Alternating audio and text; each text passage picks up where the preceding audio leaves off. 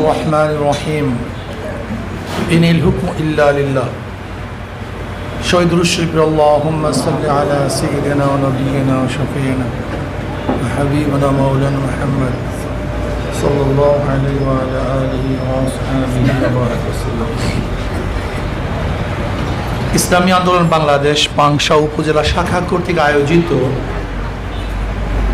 আজকে এই সম্মেলনের সম্মানিত সভাপতি, দিগার ওলামায়ে কেরাম, সর্বস্তরের জনগণ ভাইয়েরা আমার,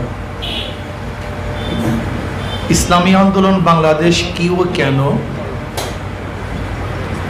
এ সম্পর্কে অনেকে জানি, অনেকে জানি না।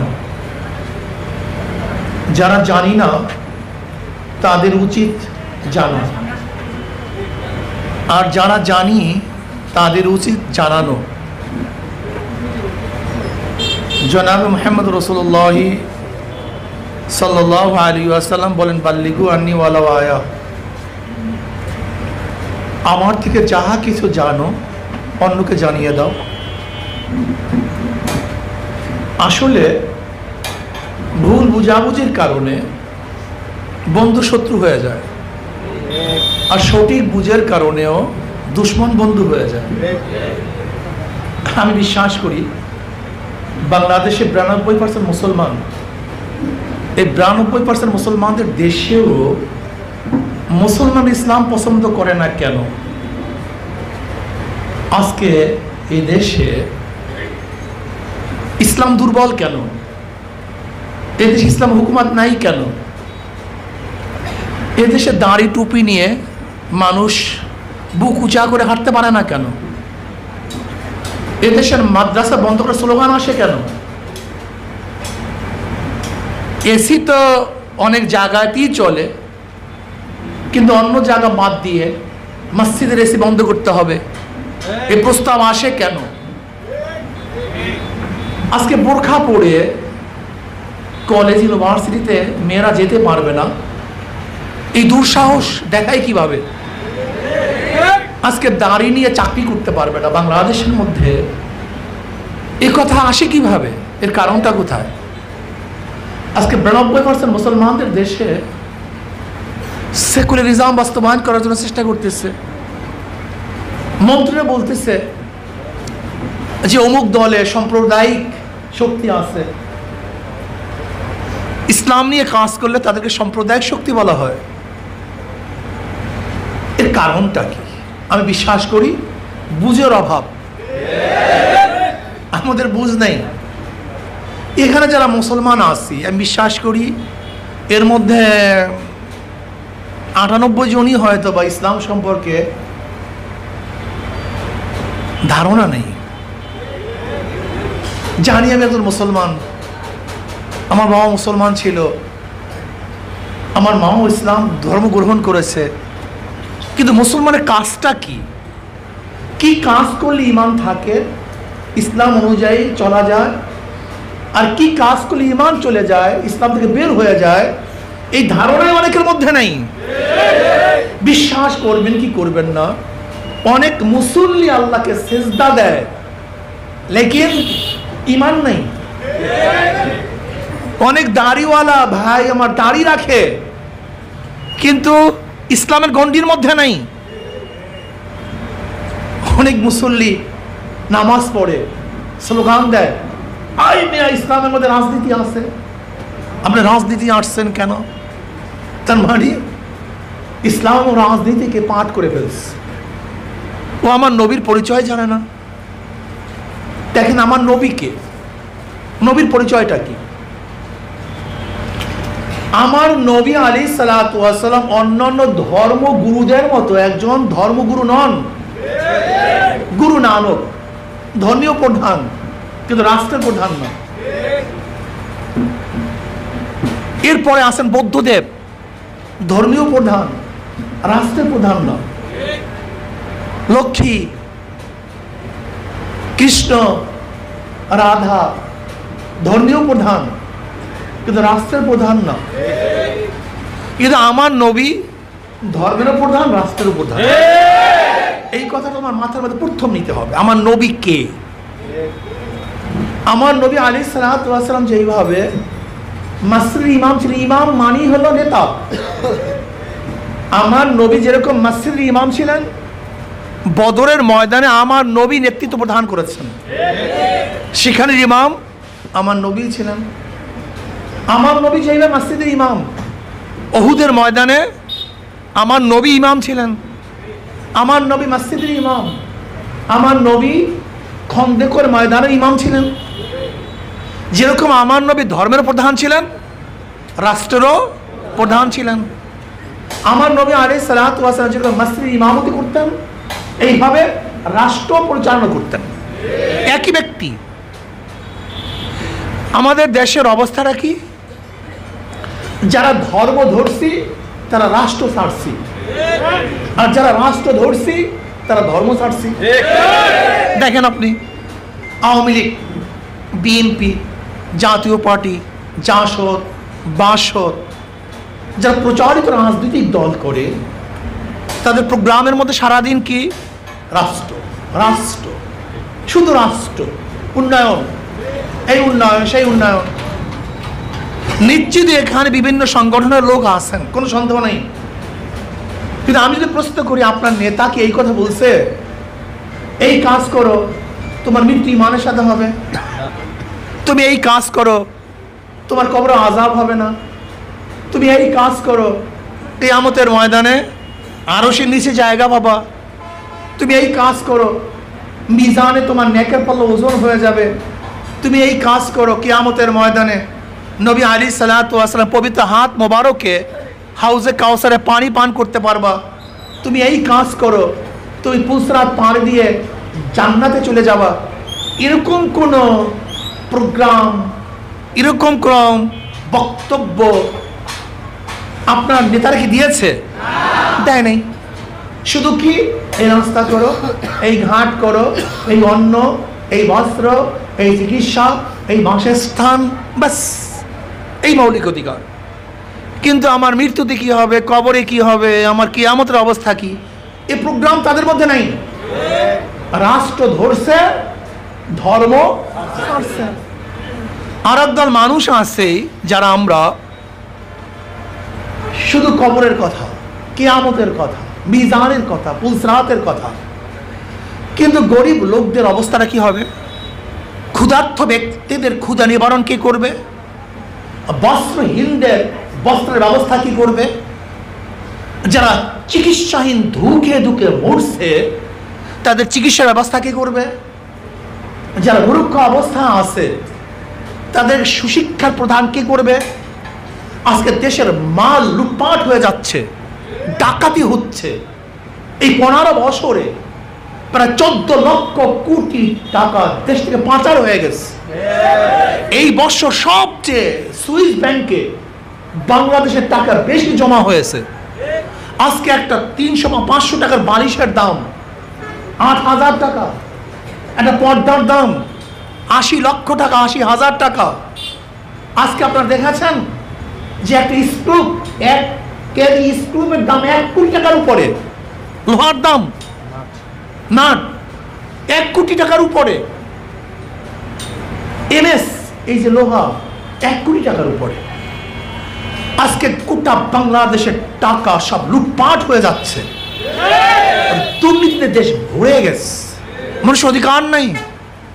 আজকে বিচারকদের স্বাধীনতা নাই, যাবে সেখানে কে দোষী কে নন দোষী দেখার বিষয় না, তুমি দল করো কি করো না, তুমি দল করো, যদি তুমি খুনও করো তুমি মুক্তি হয়ে যাবা, আর দল যদি না করো আজীবন তোমাকে জেলে পুষতে হবে, মরতে হবে। সুবিচার নাই, মানুষের অধিকার নাই, চিকিৎসা নাই, সাম্যতা নাই, মানবিক মর্যাদা নাই, কিচ্ছু নাই। দেখবে কে? আজকে মিসকিনদের অবস্থা কি, বিধবাদের অবস্থা কি, জেলেদের অবস্থা কি, তাঁতিদের অবস্থা কি, মজদুরদের অবস্থা কি? আমার খেটে খাওয়া মানুষের ন্যায্য অধিকার তারা পাচ্ছে কি পাচ্ছে না, দেখবে কে? না, দেখার কেউ নেই। আমরা শুধু ধর্ম ধর্ম, রাষ্ট্রের কোনো খবর নেই। যারা রাষ্ট্র রাষ্ট্র ধর্মের খবর নাই, যারা ধর্ম ধর্ম রাষ্ট্রের খবর নাই। অথচ জনাব মুহাম্মদ রাসূলুল্লাহ সাল্লাল্লাহু আলাইহি ওয়াসাল্লাম যেইভাবে ধর্মের চিন্তা করেছেন এইভাবে রাষ্ট্রের চিন্তা করেছেন। শুধু কি তাই, আল্লাহ পাক রব্বুল আলামিন আমাদেরকে দোয়া শিক্ষা দিয়েছেন, রব্বানা আতিনা ফিদ দুনিয়া হাসানাতাও ওয়া ফিল আখিরাতি হাসানাতাও ওয়া কিনা আযাবান নার। প্রথমে দুনিয়া, আল্লাহ তুমি আমাকে দুনিয়াতেও ভালো রাখো, আখিরাতেও ভালো রাখো। আখিরাতেও হাসান দান করো, দুনিয়াতেও হাসান দান করো। অথচ দুনিয়ার কোনো চিন্তাই আমাদের মধ্যে নেই, গ্যাপ হয়ে গেছে।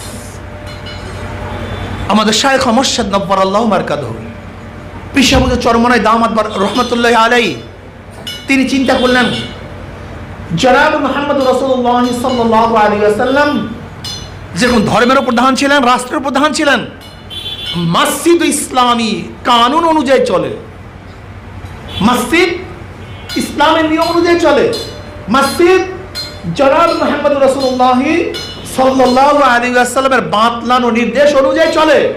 ঠিক সংসদ জনাবে মুহাম্মদ রাসূলুল্লাহ সাল্লাল্লাহু আলাইহি ওয়াসাল্লাম নিয়ম অনুযায়ী চলতে হবে, কাল মাস মাসুদের নিয়ম অনুযায়ী চলতে পারে না। দেখেন আজকে আমরা এখানে যারা আসছি আশা করি 100% মুসলমান। জনাবে মুহাম্মদ রাসূলুল্লাহ সাল্লাল্লাহু আলাইহি ওয়াসাল্লাম অনেক মহব্বত করি, কোনো সন্দেহ নেই, লেকিন নবীর আদর্শ পালন করতে চাই না, নবীর নেতৃত্ব মানতে চাই না। এটা কেমন কথা হলো? আপনার নেতাকে কার্ল মার্কস, আপনার নেতাকে মাও জেতুং, আপনার নেতা আব্রাহাম লিঙ্কন, তাই তো? যদি তাই না হয় তাহলে আপনি কমিউনিজম পালন করতেছেন। কমিউনিজম, এই কমিউনিজমের আবিষ্কারক কে? আমার নবী না। আপনি সেকুলারিজম পালন করতেছেন, সেকুলারিজমের ধর্ম নিরপেক্ষতার আবিষ্কারক কি আমার নবী? আপনি ডেমোক্রেসি গণতন্ত্রবাদ পালন করতেছেন, এই গণতন্ত্রের আবিষ্কারক কি আমার নবী?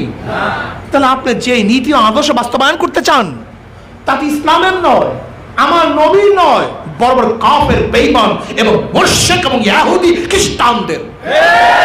আপনি নেতৃত্ব মানছেন খ্রিস্টানদের, ইহুদিদের, কাফেরদের, নাস্তিকদের, আর আপনি দাবি করতেছেন আমার নেতা জনাব মুহাম্মদ রাসূলুল্লাহ সাল্লাল্লাহু আলাইহি ওয়াসাল্লাম আপনার চেয়ে বড় উপকার দুনিয়াতে কেউ হতে পারে না। আমি মুসলমান, আমার নাম ইসলাম অনুযায়ী, আমি মুসলমান, আমার বাপ মার বিবাহ হয়েছে ইসলাম অনুযায়ী, আমি মুসলমান, আমার জানাজা হবে ইসলাম অনুযায়ী, আমি মুসলমান, আমার কাফন হবে ইসলাম অনুযায়ী, আমি মুসলমান, আমার কবর হবে ইসলাম অনুযায়ী, আমি মুসলমান, আমার রাজনীতি হবে ইসলাম অনুযায়ী। আমি মুসলমান। আর ইসলামী রাজনীতি ব্যতীত, ইসলামী শাসন ব্যতীত এই দুর্নীতি বন্ধ করা সম্ভব না, কেউ করতে পারবে না, সম্ভব না, কেউ করতে পারবে না। কেন? দেখেন বিএনপির বিরুদ্ধে দেশে মানুষ আন্দোলন করেছে, অভিযোগ কে ছিল? চুরি, চুরি, ডাকাতি, দুর্নীতি, দুর্নীতি, দুর্নীতি। এই খাম্বা কেস, এই ট্রান্সফার কেস, এগুলো আমরা শুনি নাই? তারেকের বিরুদ্ধে এই খাম্বা কেস, ট্রান্সফার কেস, ওই কেস, এই টাকা, সেই টাকা, দুর্নীতি, চুরি, ডাকাতি, এত এত এত এত। আবার তার বিরুদ্ধে আন্দোলন করেছে। আসছে আওয়ামী লীগ। কিভাবে আসছে আপনারা ভালোই জানেন, 900 ভোটের মাধ্যমে আওয়ামী লীগ ক্ষমতায় এসছে। সেই আওয়ামী লীগ ক্ষমতা আসার পরে এখন আমরা কি দেখছি? দুর্নীতি, চুরি, ডাকাতি, লুটপাট, ব্যাস চলছে। কারণটা কি? ছোট্ট উদাহরণ দিলে বুঝতে পারবেন। একজনের নাম ক, কি নাম? একজনের নাম খ, কি নাম? আর একজনের নাম গ, ক খ গ। তিনজনই চোর, তিনজনই চোর। ক্ষমতায় আছে ক, সে কি করবে? জোরে বলেন। হটাও ক, আন্দোলন, সংগ্রাম, হরতাল, অবরোধ, হটাও ক, বসাও খ। বসছে কে? কে বসছে? খ। সে কি করবে? কথা বলেন না কেন? আন্দোলন, সংগ্রাম, অবরোধ, হটাও খ, বসাও গ। কি করবে? কারণটা কি? নেতার পরিবর্তন হয়েছে, আদর্শ চরিত্র পরিবর্তন হয় নাই। এই ক খ গ পরিবর্তনের মাধ্যমে চুরি বন্ধ হয় না, ডাকাতি বন্ধ হয় না, ধর্ষণ বন্ধ হয় না, যতক্ষণ নীতি ও আদর্শের পরিবর্তন না হবে। এর জন্য আমাদের শায়খ মুর্শিদ, আমার নেতা কি বলেছেন, শুধু নেতা নয়, নীতির পরিবর্তন চাই। হটাও আওয়ামী লীগ, কেন? দুর্নীতিবাজ, চোর, ডাকাত। বসাও বিএনপি, ওই বসাও খ, হটাও ক, ওই একই কেস। কি কথা ঠিক নয়? এই জন্য ক খ পরিবর্তন আমরা চাই না, আমরা চাই নীতি ও আদর্শের পরিবর্তন। নীতি ও আদর্শের পরিবর্তনের বাহিরে এদেশে কোনোদিন শান্তি আসতে পারে না। ওসির পর ওসি চলে যাবে, ডিসির পর ডিসি চলে যাবে, এসপির পর এসপি চলে যাবে, প্রশাসকের পর প্রশাসক চলে যাবে, এমপির পরে এমপি চলে যাবে। নীতি ও আদর্শবিহীন এমপি যতদিন পর্যন্ত ক্ষমতায় না বসবে, ততদিন পর্যন্ত দেশে শান্তি আসতে পারে না, মুক্তি আসতে পারে না, ন্যায় বিচার প্রতিষ্ঠিত হতে পারে না, গরিবের অধিকার করে বাস্তবায়ন হতে পারে না। এর জন্য আমি আমার মুসলিম বন্ধুদেরকে বলবো, মুসলমানদের জন্য ইসলামী আন্দোলনের বাহিরে কোনো সংগঠন করা তো জায়েজই নাই, হারাম, ঈমান থাকবে না। মুসলমান ইসলামের বাহিরে কোনো নীতি ও আদর্শের মধ্যে শান্তি আছে এই বিশ্বাস করলে ঈমান থাকবে না। কারণ আমরা কি বলছি, ইনিল হুকমু ইল্লা লিল্লাহ, ইন্নাদ দীনা ইনদাল্লাহিল ইসলাম। আল্লাহর কাছে একমাত্র ধর্ম, আদর্শ, নীতি ইসলাম। যদি কেউ বলে ইসলাম নয় সেকুলার, ইসলাম নয় ডেমোক্রেসি, ইসলাম নয় কমিউনিজম, বিশ্বাস করেন যদি জেনে বুঝে এই কথা কেউ স্বীকার করে, ঈমান থাকবে না। আর যদি না জানে না বুঝে সেটা ভিন্ন কথা, কিন্তু বুঝে শুনে যদি এই কাজ কেউ করে তাহলে ঈমান থাকবে না। কাজে প্রত্যেকটা মুসলমানের দরকার ইসলামী আন্দোলন করা। চরমনাই ভালো লাগে না বাদ, দরকার নাই চরমনাই, আপনাকে মসজিদে নামাজ পড়তে হবে, কিন্তু এই ইমামের প্রশ্নে আমার ভালো লাগে নামাজ পড়তে, আপনি বাদ দেন ইমাম আর এক মসজিদে যান, কিন্তু মন্দিরে যাওয়ার ইজাজত নাই, মন্দিরে যেতে পারবেন না, গির্জায় যেতে পারবেন না। আপনি কোরআন ও হাদিস শিখবেন, আপনাকে মাদ্রাসায় যেতে হবে, কলেজ ইউনিভার্সিটি থেকে কোরআন ও হাদিস শিক্ষা গ্রহণ করা যাবে না। কিন্তু এই মাদ্রাসা পছন্দ হয় না, যান এই মাদ্রাসা ছেড়ে যান আর এক মাদ্রাসায়, এই উস্তাদ পছন্দ হয় না, যান আর এক উস্তাদের কাছে। কিন্তু যদি আপনি কোরআন ও হাদিস শিখতে চান তাহলে যে কোনো একজন আলেমের কাছে যেতেই হবে। যদি আপনি ঈমান ও ইসলাম নিয়ে থাকতে চান, পড়তে চান, অবশ্যই আপনাকে ইসলামী হক, ইসলামী সংগঠন করতে হবে। চরমনাই পছন্দ হয় না, দরকার নাই চরমনাই যাওয়ার, কিন্তু তার মানে চরমনাইকে বাদ দিয়ে আপনি মন্দিরে যাবেন, গির্জায় যাবেন, ক্যাম্প ধরে যাবেন, ডেমোক্রেসি গ্রহণ করবেন, সেকুলার গ্রহণ করবেন, কমিউনিজম গ্রহণ করবেন, তা মানা যাবে না, মানব না, মানতে পারি না। আমি মুসলমান, আমি যাবো কিভাবে অন্য জায়গায়? আমার বাপকে অস্বীকার করবো কিভাবে? আমি যেই বংশের লোক সেই বংশকে অস্বীকার করবো কিভাবে? আমি মুসলমান, ইসলামকে অস্বীকার করবো কিভাবে? কাজী প্রত্যেকটা মুসলমানকে ইসলামী আন্দোলন করতে হবে, ইসলামের বাইরে যাওয়ার কোনো সুযোগ নাই। তা বলতে মানুষ খ্রিস্টানরা কেন করবে, হিন্দুরা কেন ইসলামী আন্দোলন করবে? মুসলমানরা করবে দুনিয়াতে শান্তি, আখিরাতে মুক্তি, আর গায়রে মুসলিমরা করবে দুনিয়াতে শান্তির জন্য। ইসলামের বাহিরে কোনো আদর্শ কোনো মানুষকে শান্তি দিতে পারে না, একমাত্র ইসলামই আছে গোটা দুনিয়ার মানুষকে শান্তি দিতে পারে। কাজে আসুন, আমি আমার মুসলিম বন্ধুদেরকে বলবো, আজকের থেকে নিয়াত করেন, বহুত কিছু করেছেন, আমি অনেক সময় উদাহরণ দেই, অনেক সময় উদাহরণ দেই। ধরে নেন একজন আওয়ামী লীগ করেন, বিএনপি করেন, জাতীয় পার্টি করেন, এই পার্টি করতে গিয়ে মারা গেলেন, কিয়ামতের মাঝে আল্লাহ পাককে প্রশ্ন করেন, এই তুই মরলি কেন? অমনি যদি বলে, আল্লাহ আমি জিয়াউর রহমানের আদর্শ বাস্তবায়ন করার জন্য, খালেদা জিয়াকে ক্ষমতায় নেওয়ার জন্য, আমি শেখ সাহেবের আদর্শ বাস্তবায়ন করার জন্য, এবং শেখ হাসিনাকে দ্বিতীয়বার ক্ষমতায় আনার জন্য, এরশাদ সাহেবের আদর্শ বাস্তবায়ন করার জন্য, এবং জাতীয় পার্টির ক্ষমতাকে প্রতিষ্ঠা করার জন্য আল্লাহ গলা কাটাইয়ে দিয়েছে। অমনি আল্লাহ পাক বলবে, তোর সে ভালো কাজ আর কেউ করে নাই, তুই সরাসরি জান্নাতে চলে যা। কি ঠিক আছে না ভাই? আলহামদুলিল্লাহ। কেন? আজীব, ইস্তাবতে নাফসাক ইস্তাবতে কলবাক। মানুষ বিবেককে ধোঁকা দিতে পারে না। দেখেন কেউ বলে না হা, সবাই বলছে না।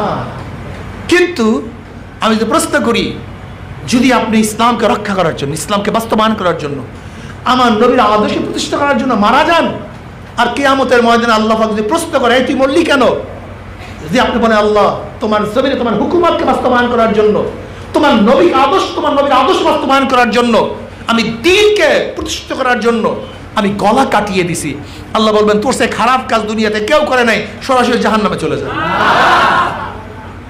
কি বলবে?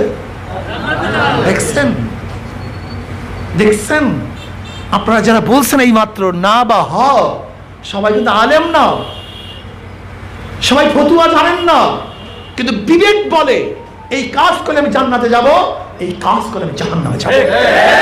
বিবেককে ধোঁকা দেওয়া যায় না রে পাগল। ওরে পাগল, বিবেককে ধোঁকা দেওয়া যায় না। বিবেক সবসময় তোমাকে নাড়া দেয় এই কাজ করিস না, এই কাজ করিস না। তারপর আমরা করি নফসের চাহিদা অনুযায়ী।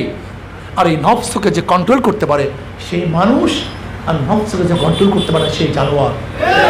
আল্লাহ পাক আমাকে এবং আমাদের সবাইকে বিবেককে কন্ট্রোল করে ইসলাম হুকুমাত কায়েম করার জন্য আজকের থেকে আমার জান মাল কুরবানি দিয়ে কাজ করার তৌফিক আল্লাহ পাক আমাকেও দান করেন, আমাদের সবাইকে দান করেন। রাজি আছেন ইনশাআল্লাহ? কি সবাই রাজি আছেন ইনশাআল্লাহ? কে কে রাজি? নারায়ে তাকবীর, নারায়ে তাকবীর, নারায়ে তাকবীর। আমার নেতা তোমার নেতা, আমার নেতা তোমার নেতা, আমরা সবাই নবীর সেনা। আলহামদুলিল্লাহ, আল্লাহ পাক আমাকে এবং আমাদের সবাইকে কবুল করে নেন।